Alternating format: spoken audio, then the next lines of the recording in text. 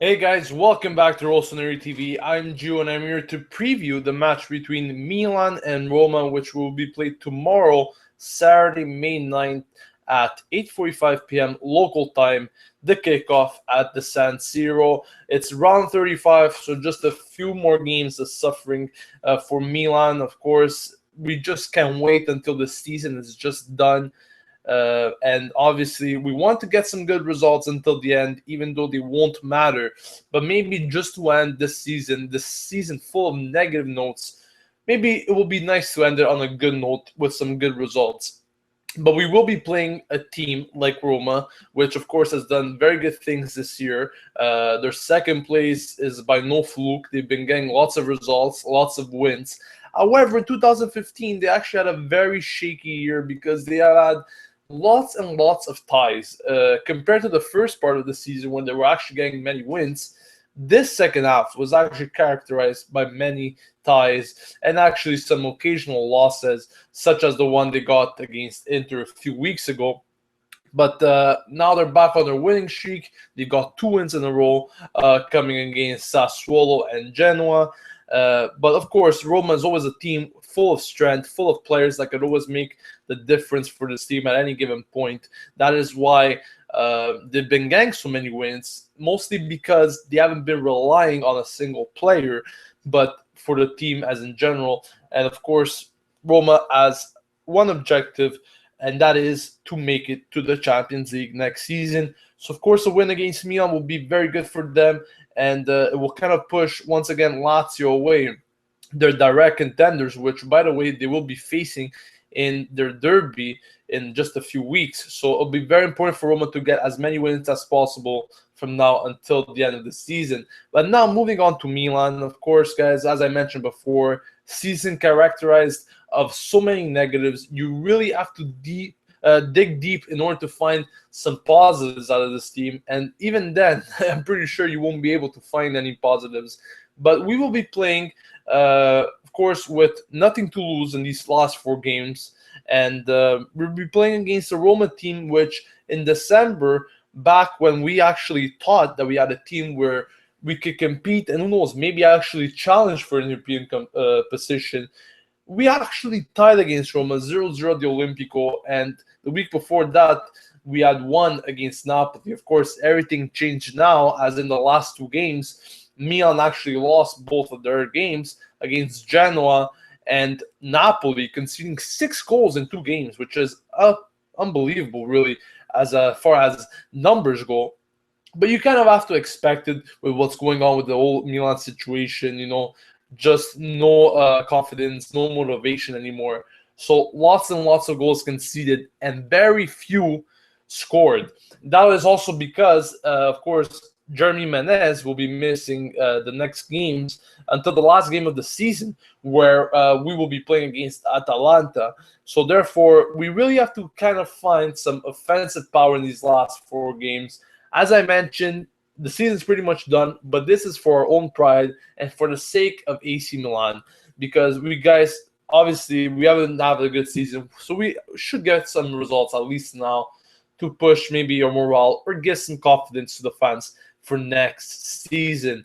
But without further ado, guys, let's take a look at the probable formations and starting lineups. Starting off with Milan, of course, Inzaghi going once again with a 4-3-3.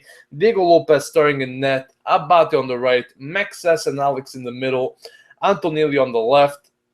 In the midfield, Poli on the right, De Jong in the middle, Van Ginkel on the left, and up front, Bonaventura on the left, Destro in the middle. On the right, I can obviously not say that I'm pleased with the starting 11, but with suspensions and so forth, and people injured, we actually have no choice. Of course, Montolivo has actually been declared during the week that he will be missing the rest of the season, so he won't be making a comeback in the midfield. And of course, the whole situation with Montari, as his contract, he doesn't want to play anymore for Milan. And the actual main topic here, though, of players that aren't available, could possibly be available, is that maybe El Shaarawy could be featured on the bench for Milan. and that would be great news, not only for him coming back with just a few games, but also to some fans who obviously want to see him play maybe one last time before the season ends, which that would be great to see.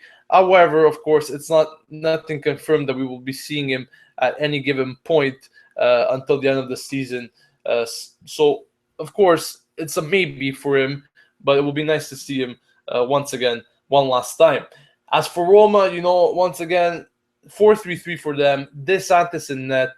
Florenzi, Manolas, Astori, Toro, Sidis in their back four. Pjanic, De Rossi, Nainggolan in the midfield. Ibarbo, Dumbia, and Gervinho. The trio of death. Yeah, that's what I'm going to call it, because there's just so much pace on that team, and especially those front three, which are going to be attacking those wings so much that they will drive most probably Milan crazy, unless Milan can obviously find a way of defending against it. But with Gervinho and Ibarbo on those wings, expect lots of pace, lots of cut-ins, lots of crosses to Dumbia, who's actually been scoring in the past few games. If I'm not mistaken, they actually scored one against in the last game for Roma, and therefore, it's such a strong attacking trio, supported by very strong midfield as well. Defense, I always say that that's probably where Roma lacks in terms of players and so forth. So if Milan can actually generate some attacks, some attacking opposition, maybe they could cause some problems to Roma. But honestly, I don't see this match, even though it's at the San Siro, I don't see this match being at all favorable to Milan.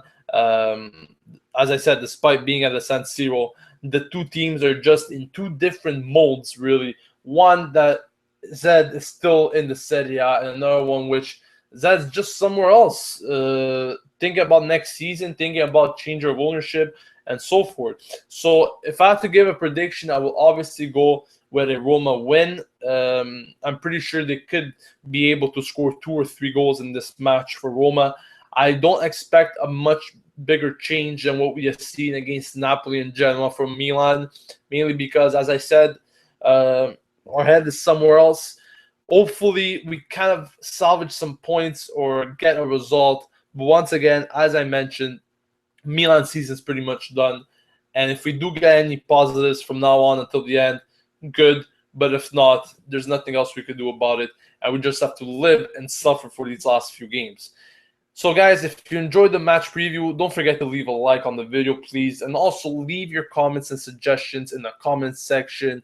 Do you think Milan could actually go for this match? Maybe give a sign of relief for the fans, or you think it's just over for Milan and they'll be losing the next games, of course, as including this one, which is pretty much our last big match, if you think of it, concerning the opponents that we will be playing. But in reality, if you have to think about opponents, almost every opponent has been bigger than Milan this season, unfortunately for us, but that is what happened all season round. So we'll see what happens. We'll see, obviously, you guys tomorrow for the pre-match hangout and the match review following the match. So make sure to subscribe to RossoneriTV.com to stay updated with everything AC Milan, for match previews, reviews, breaking news, discussions, and so much more. So make sure to do that. Also follow us on Twitter at RossoneriTV to stay updated during the week with our latest videos and so forth. Thank you for watching. We'll see you tomorrow. This has been Gio from Rossoneri TV signing off.